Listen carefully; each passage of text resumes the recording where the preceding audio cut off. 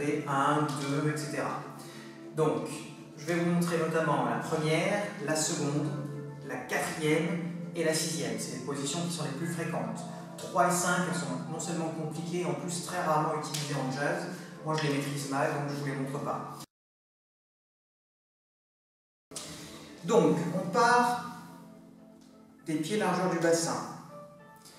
Alors, la première, c'est très simple, c'est qu'on va avoir les pieds en canard. Donc, hop, on les ramène en fait comme ceci. Voilà, ça c'est une première. Alors après, donc c'est une question aussi individuelle dans l'amplitude de l'ouverture. Donc l'ouverture, elle va partir évidemment dès les hanches. Donc je peux être comme ça. Là c'est une grande ouverture. Je peux être comme ça, c'est une petite ouverture. Voilà. Donc ça c'est la position pied première. Alors la seconde, eh bien, donc c'est d'avoir les pieds plus larges que le bassin. Donc voilà, ça c'est une seconde. Alors contrairement à la première, la seconde a la possibilité d'être soit parallèle, soit en dehors. Donc ça c'est évidemment une seconde parallèle, ça c'est une seconde en dehors. Donc je vous invite évidemment à voir les vidéos dedans-dehors pour mieux comprendre ce que c'est que cette question d'ouverture. Mais voilà, là vous comprenez quand même assez facilement, ça c'est parallèle. Donc on a toujours pareil, c'est l'extérieur des pieds qui doivent être parallèles et pas l'intérieur. Là je suis déjà un petit peu en dehors, et là je suis vraiment en dehors.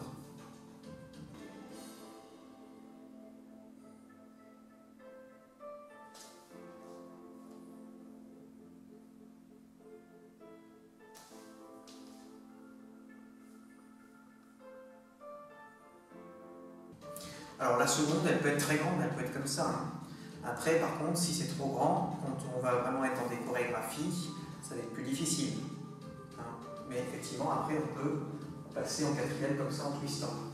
Elle peut être un peu plus petite, voilà, donc elle peut être comme ça aussi. Donc ça, c'est une seconde, petite seconde en dehors, ou là, c'est une petite seconde parallèle. Vous voyez, je suis plus large que mon bassin. Alors ensuite vient la quatrième. Donc la quatrième, c'est une position tellement particulière que j'ai fait une vidéo exprès, donc notamment par rapport à la quatrième vraiment jazz. Donc je vous la montre, la quatrième, c'est d'avoir un pied derrière l'autre, comme ceci.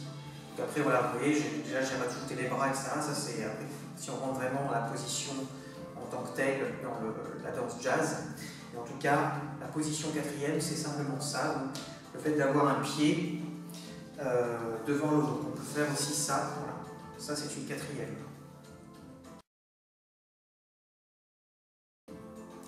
Donc ça c'est la position sixième.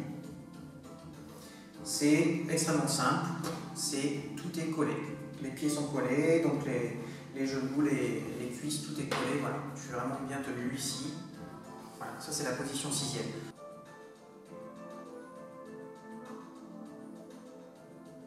Pas très confortable finalement par rapport au pied largeur du bassin.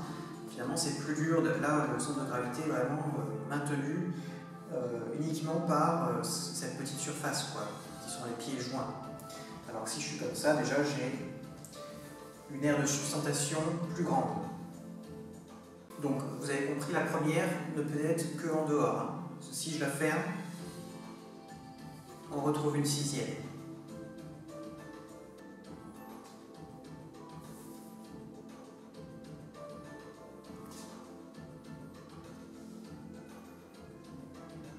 Voilà, comme je vous disais, pour l'instant je vous ai juste montré 1, 2, 4 et 6. Donc 3 et 5 je ne vous les montre pas parce que non seulement je les maîtrise pas très bien, elles sont très rarement utilisées en modern jazz, mais vous avez déjà 1, 2, 4, 6. Donc ça vous permet déjà quand même de comprendre tout ce qui est pas de base du modern jazz.